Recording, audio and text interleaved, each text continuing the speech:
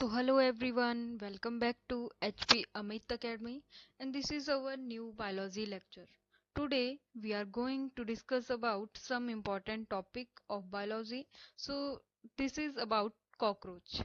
सो cockroach की आज हम मॉर्फोलॉजी डिस्कस करेंगे।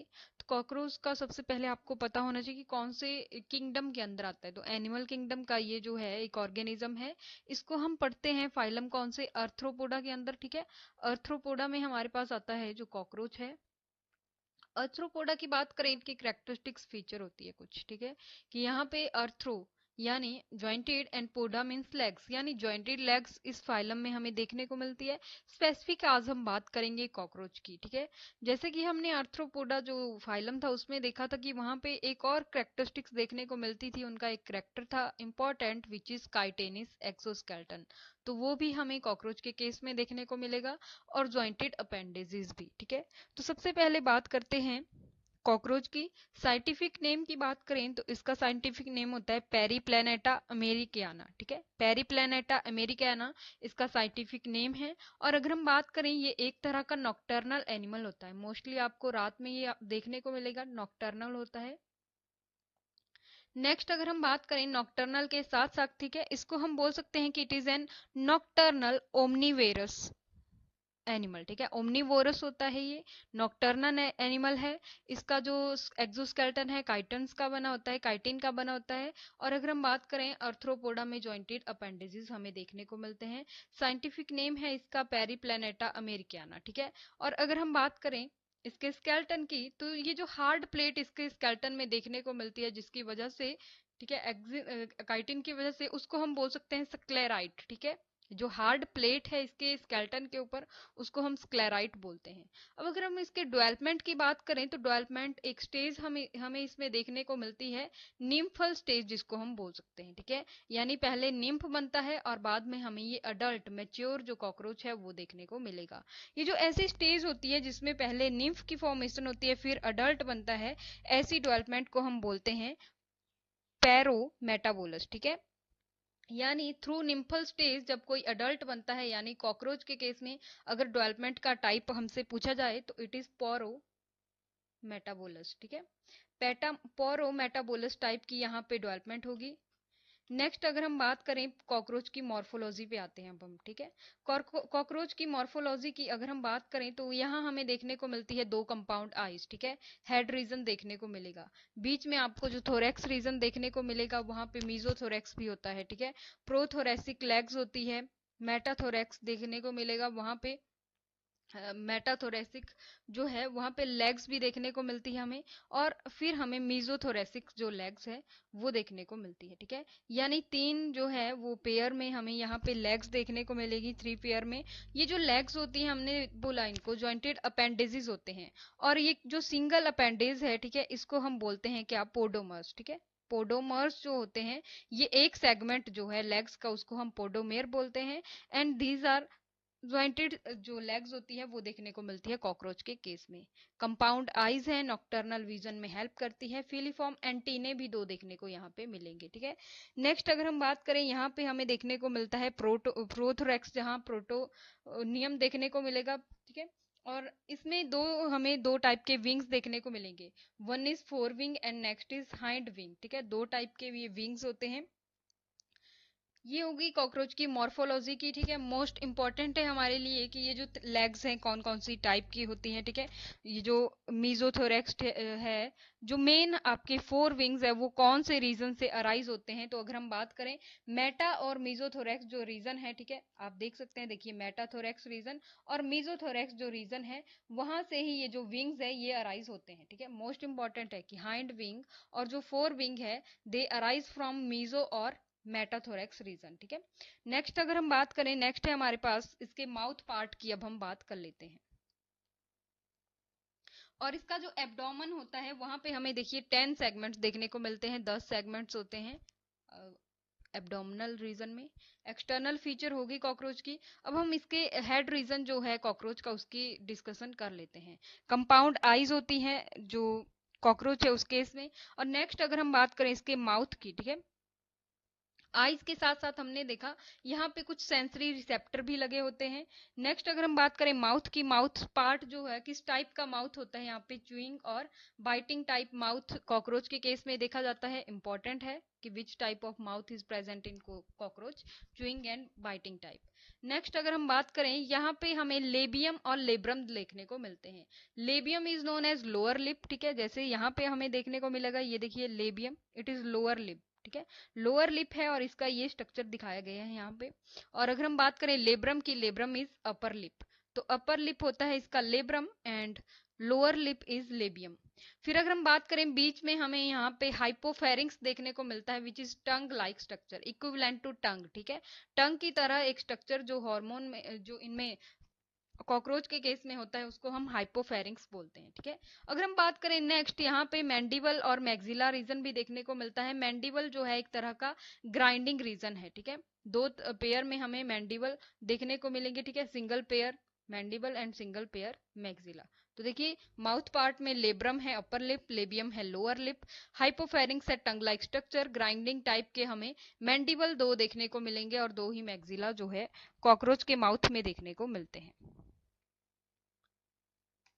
नेक्स्ट हम बात कर लेते हैं इसके डाइजेस्टिव सिस्टम की, ठीक है। कॉकरोच के अगर डाइजेस्टिव सिस्टम की बात करें तो देखिए सबसे पहले फेरिंक्स देखने को मिलेगा, यहाँ पे कुछ सैलिवरी ग्लैंड्स भी होते हैं, फिर ओइसोफेगस देखने को मिलती है। सीक्वेंस वाइज में भी पूछा जाता है, सबसे पहले ओइसोफेगस आएगी, ओइसोफेगस के बाद बात करें तो क्रॉप रीजन देखने को मिलता है। What is crop? क्रॉप एक ऐसा स्ट्रक्चर है जो इसके फोर गट में देखने को मिलता है, ठीक है। ये हेल्प करता है, यहाँ पे सैक लाइक स्ट्रक्चर होता है, नैरो जो ओइसोफेगस होता है, उसके बाद आपको देखने को मिलेगा एक broad balloon like structure which is crop, help in storage of food.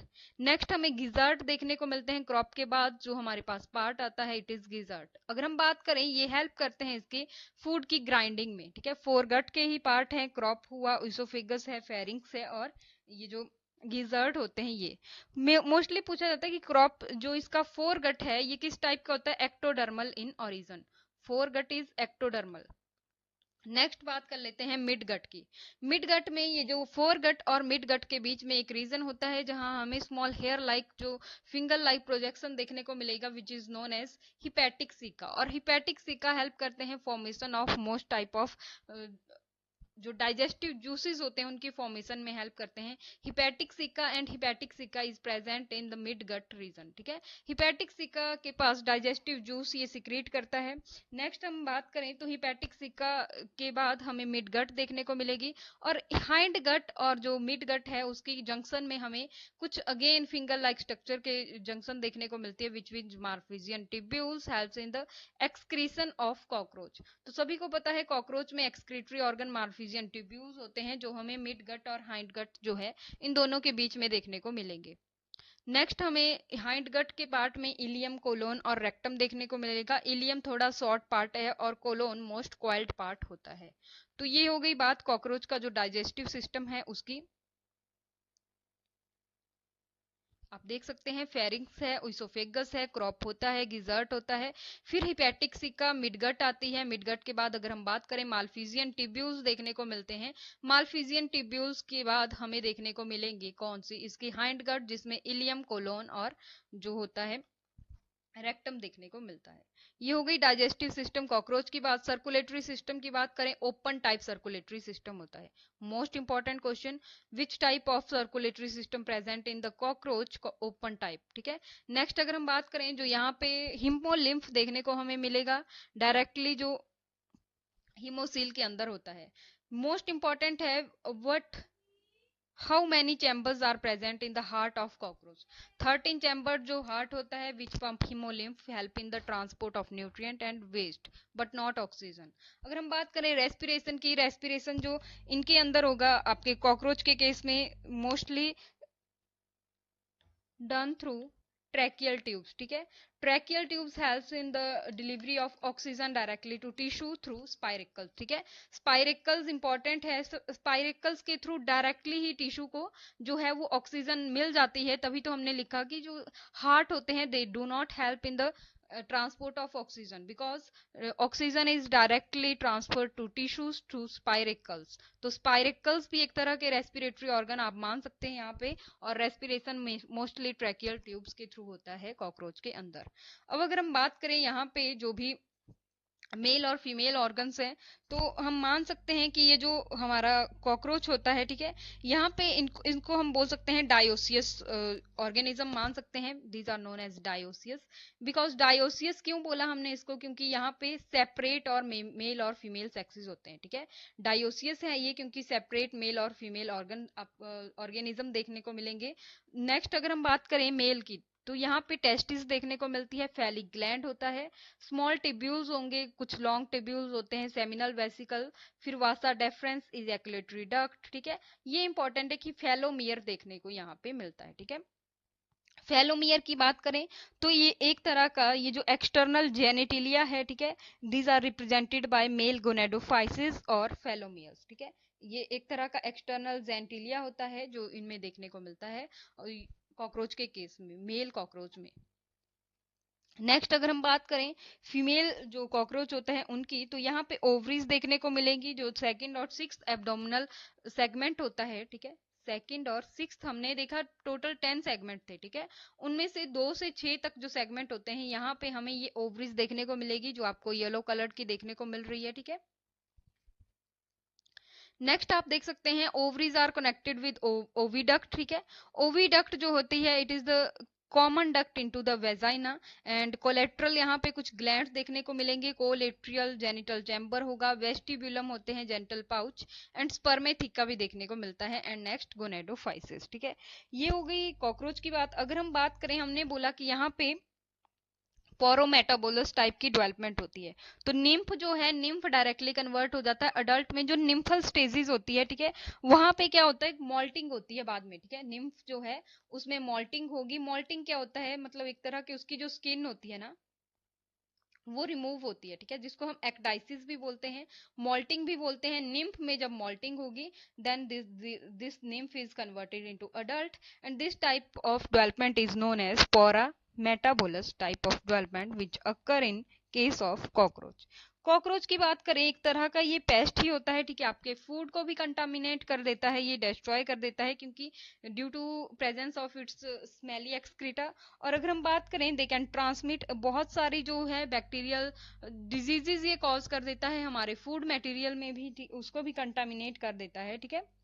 सो ये होगी कॉकरोच की बात। नेक्स्ट क्लासेस में हम डिस्कस करेंगे फ्रॉग और अर्थवॉर्म का जो भी रिलेटेड मॉर्फोलॉजी अनाटॉमी है उसके बारे में, ठीक है। So thank you and have a nice day.